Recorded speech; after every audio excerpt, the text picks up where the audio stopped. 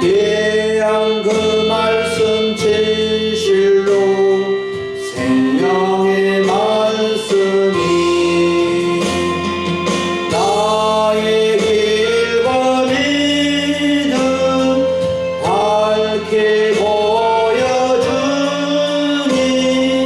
아름답고 귀한 말씀 생명샘이로다. 아름답고 귀한 말씀 생명샘이로다.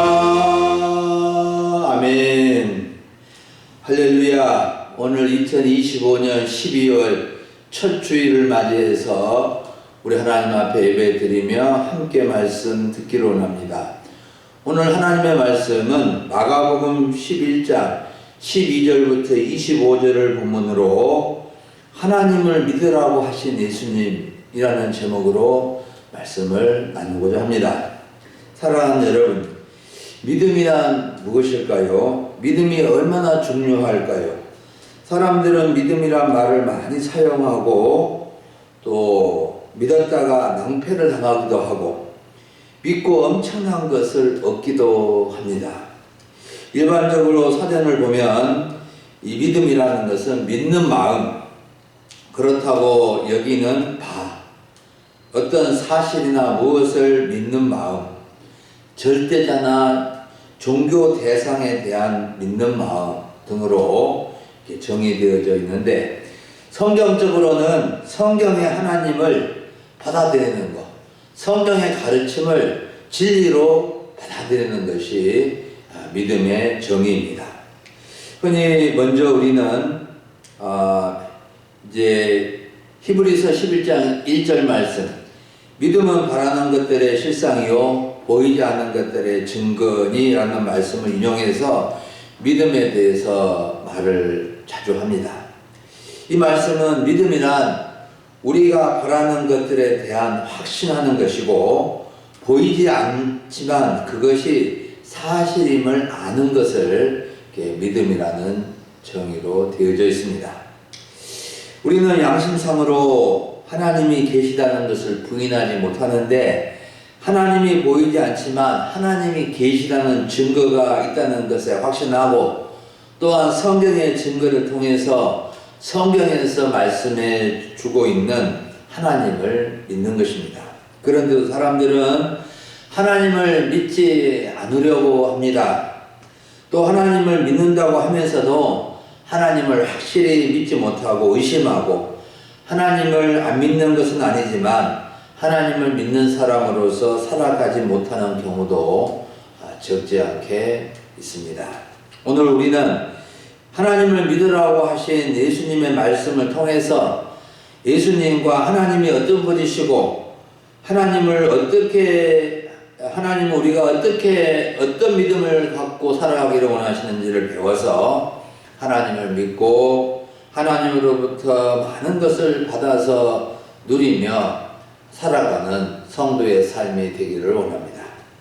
첫 번째로 하나님을 믿으라고 하신 예수님은 열매 없는 무화과 나무를 심판하시는 분이신 것을 드러내 주십니다. 12절부터 14절 그리고 20절과 21절을 보면 예수님은 열매 없는 무화과 나무를 심판하신 분이신 것을 알 수 있습니다. 예수님이 이튿날 제자들과 베다니에 나오셨는데 시장에서 멀리 잎사귀가 있는 무화과 나무를 보시고 혹 그 나무에 열매가 있는가 보시려고 가까이 가셨는데 잎사귀 외에는 아무것도 없었습니다. 즉 열매가 없었다는 뜻이죠. 이때 예수님께서는 무화과 나무에게 말씀하셨는데 무엇이라고 말씀하셨습니까? 14절을 보십시오. 예수께서 나무에게 말씀하여 이르시되 이제부터 영원토록 사람이 내게서 열매를 따먹지 못하리라 하시니 제자들이 이를 듣더라. 예수님은 저 말 못하는 나무에게도 말씀을 하시고 그 나무를 이렇게 심판하시는 분이신 것을 나타내 주십니다. 예수님은 이른 아침에 숙소에서 그냥 나오셨는지 시장에서 무화과 나무 열매를 좀 따먹으려고 나무 곁에 가고 왔는데 열매가 하나도 없자 이로부터 이제부터 영원토록 사람이 네게서 열매를 따먹지 못하고 너는 없어질 것이라고 말씀을 하신 겁니다. 그리고 다음날 아침에 그곳을 지나가는데 무화과 나무가 뿌리째 말라 있었습니다.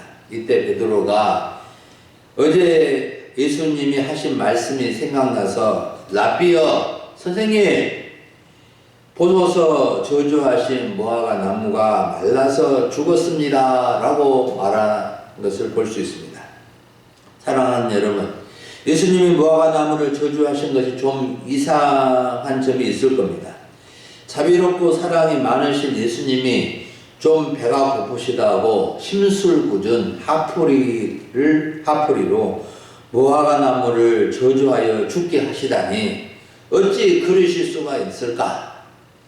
더군다나 14절 끝에 보면은 무화과의 때가 아니다는 표현을 보면 무화과의 때가 아닌데 무화과 열매가 없다고 저주하신 것은 더욱 이해가 되지 않는 점입니다.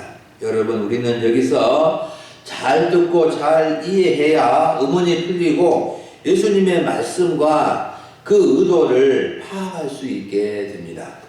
이스라엘 지역에 특별히 눈에 많이 띄는 나무가 무화과 나무와 또 포도나무에서 이스라엘 백성을 상징하는 나무가 되었는데 예수님은 자신을 참 포도나무에 비유하고 제자들과 성도들을 가지로 비유해서 말씀하신 적이 있으시고 하나님께서도 구약시대의 이스라엘을 무화과 나무에 비유해서 말씀해 주신 적이 많았습니다.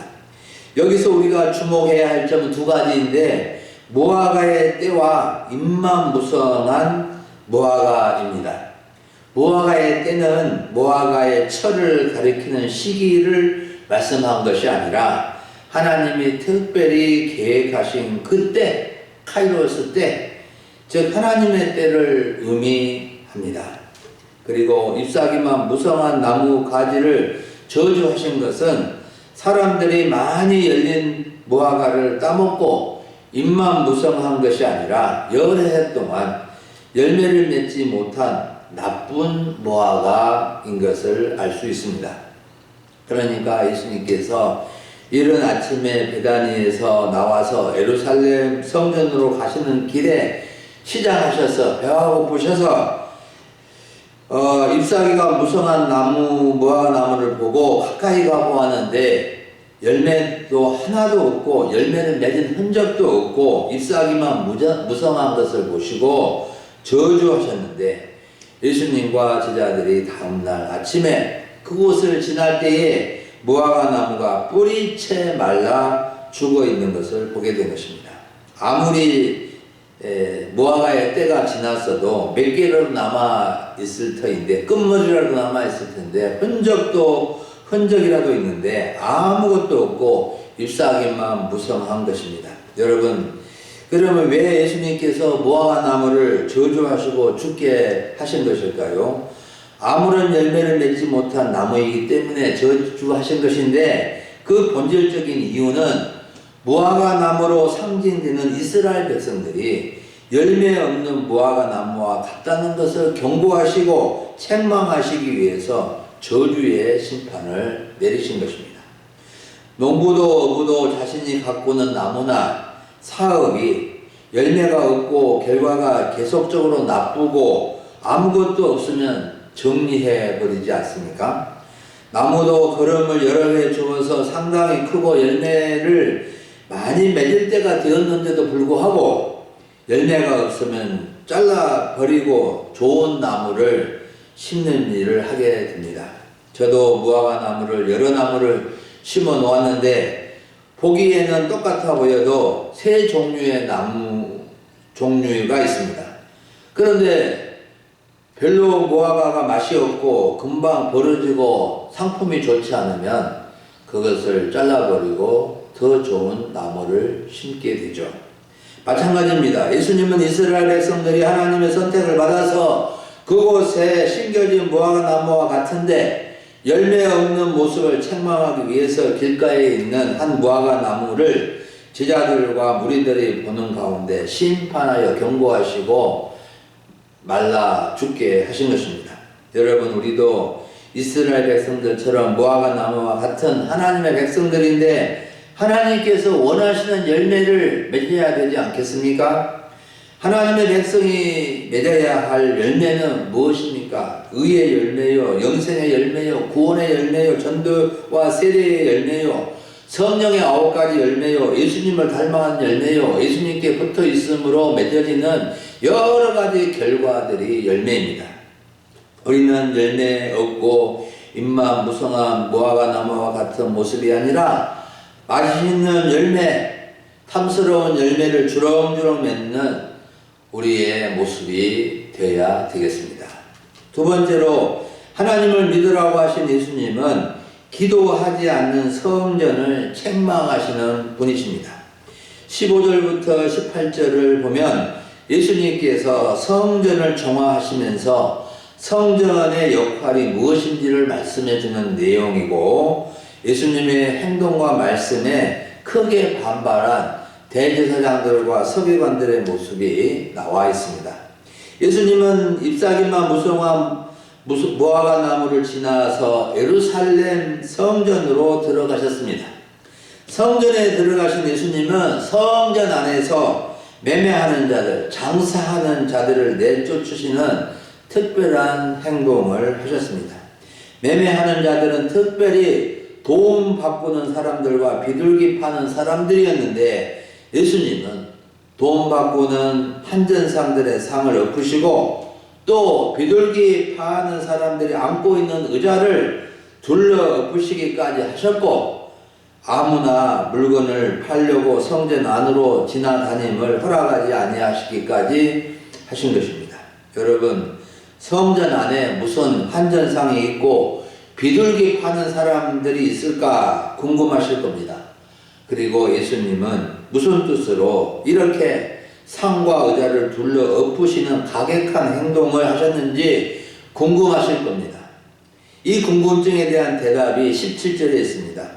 17절을 제가 읽어드립니다. 이에 가르쳐 이르시되 기록된 바 내 집은 만민이 기도하는 집이라 칭함을 받으리라 하지 아니하였느냐. 너희는 강도의 소굴을 만들었도다 하시네. 이 말씀은 우리 예수님께서 구약 성경 이사야 56장 7절의 말씀과 예레미야 7장 11절 말씀을 인용해서 성전의 역할이 변질되고 잘못된 것을 책망하시는 내용입니다. 내 집이라는 하나님의 집, 성전을 가리키는데 성전은 만민이 하나님을 만나고 기도하는 집인데 그들은 그 하나님의 집을 강도의 소굴, 예레미야서의 말씀에서 보면은 도둑의 소굴이라고 이렇게 표현되어져 있습니다. 당시 성전을 섬기며 관리하는 직분을 받은 대제사장들과 서기관들은 성전에서 하나님을 만나고 기도하는데 열심을 갖기보다도 장사하는 사람들을 통해서 얻게 되는 수익에 더 많은 관심을 가져서 도둑과 같은 심보를 가졌다고 책망을 하신 겁니다. 종교 지도자들이 이런 모습으로 하나님을 섬기니 일반 백성들이야 제대로 하나님을 섬기며 기도할 리가 없을 것입니다. 만일 어떤 목사님이 성도님들이 주는 어떤 선물이나 교회가 주는 사례비에만 관심을 갖고 힘써 기도하지 않고 형식적으로 기도한다면 어떤 성도님들이 기도하며 하나님을 섬기겠습니까?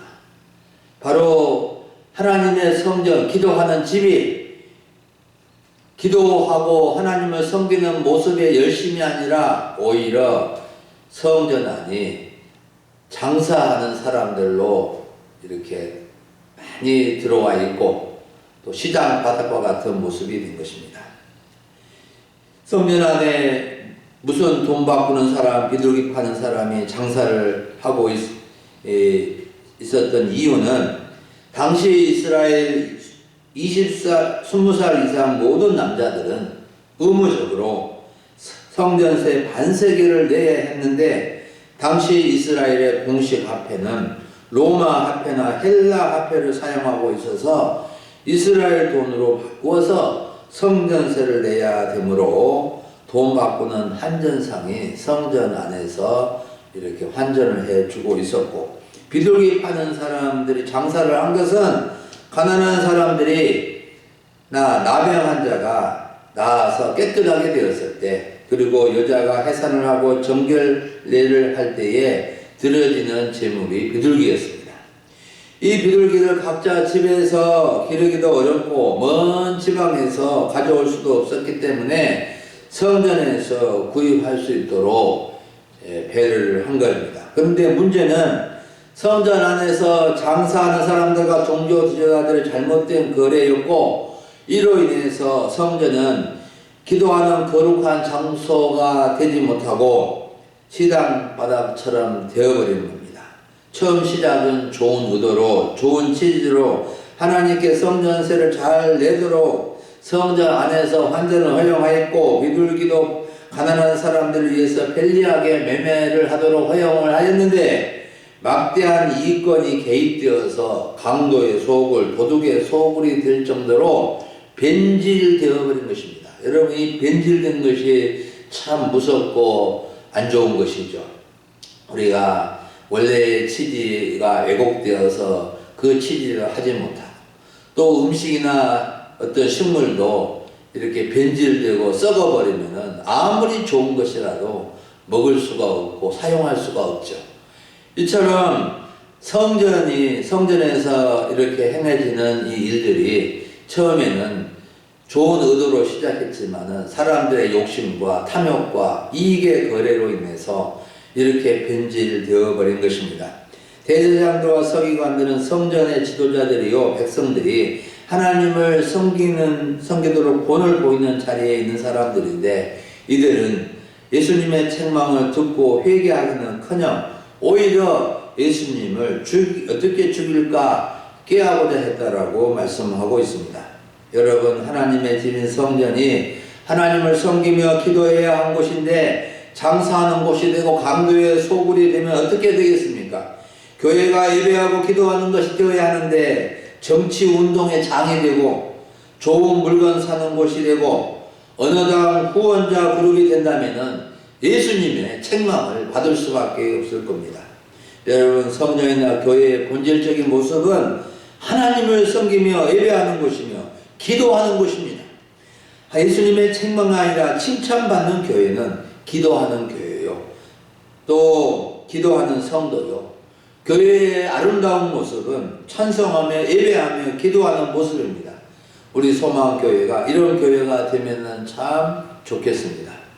마지막 세 번째로, 하나님을 믿으라고 하신 예수님은 하나님을 믿고 기도의 능력을 받으라고 하신 분입니다. 20절부터 25절을 보면 예수님께서 제자들과 무리들에게 하나님을 믿고 기도의 능력을 체험하도록 가르쳐 주시는 것을 볼 수 있습니다. 예수님이 하나님을 믿으라고 한 것은 그들이 하나님을 전혀 믿지 않고 있어서 하나님을 믿으라고 한 것이 아닙니다.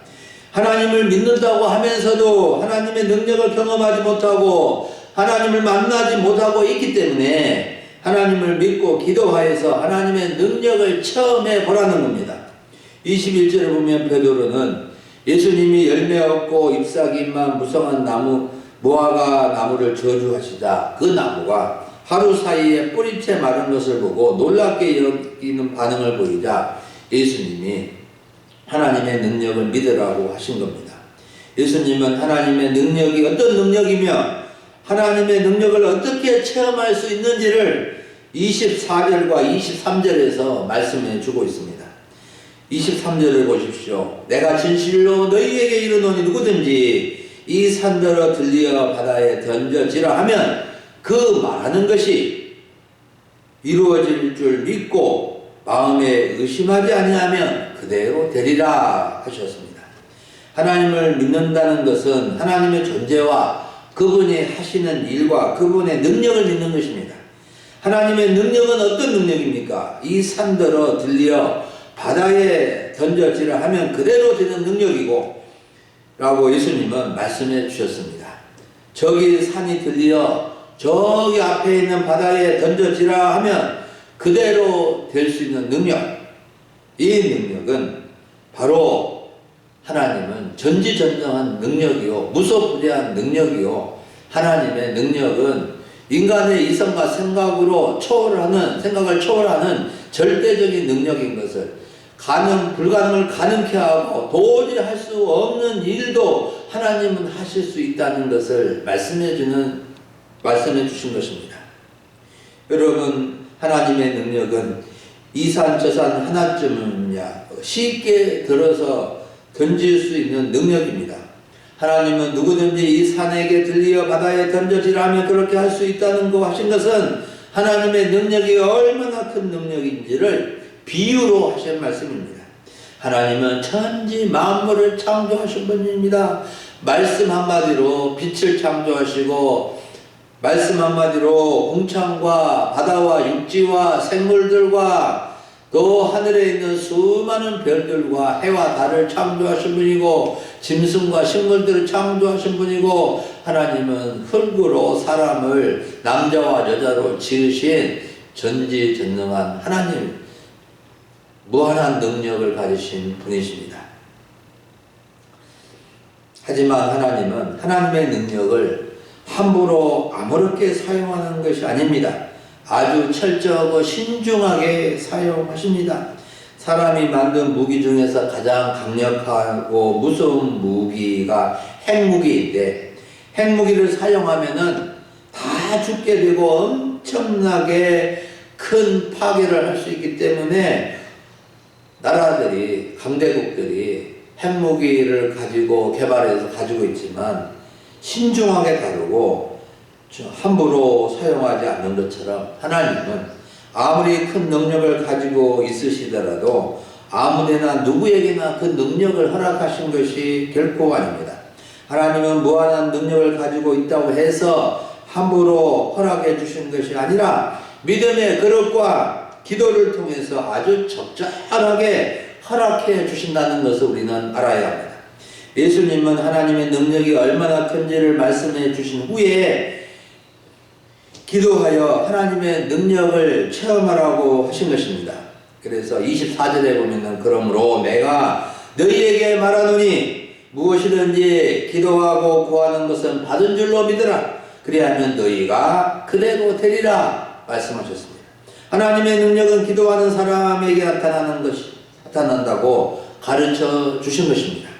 무엇이든지 하나님을 믿고 기도하면 구하는 것을 받게 된다고 하신 것입니다. 그리고 예수님은 이 말씀을 하시면서 바로 용서의 기도를 가르쳐 주십니다. 예수님이 아무에게나 힘이가 있거든 용서하라는 것은 누구와 불화한 이유를 가졌든지 누구와 등진 일이 있거든 먼저 용서하며 용서의 기도를 드리면 하늘의 하나님께서 너희 허물을 사하여 주신다고 말씀해 주신 것은 용서의 기도가 중요하고 우리가 하나님의 여러 능력을 구하고 도움을 구하지만 우리가 용서하는 것도 하나님의 능력이 아니면서는 우리가 용서하기가 쉽지 않다는 것을 말씀해 주시는 겁니다. 여러분, 우리는 하나님을 믿고 하나님의 능력을 의심치 말고 무엇이든지 어떤 문제든지 모두 하나님 아버지께 가지고 나아가 기도하여 응답 받아야 될 줄 믿습니다.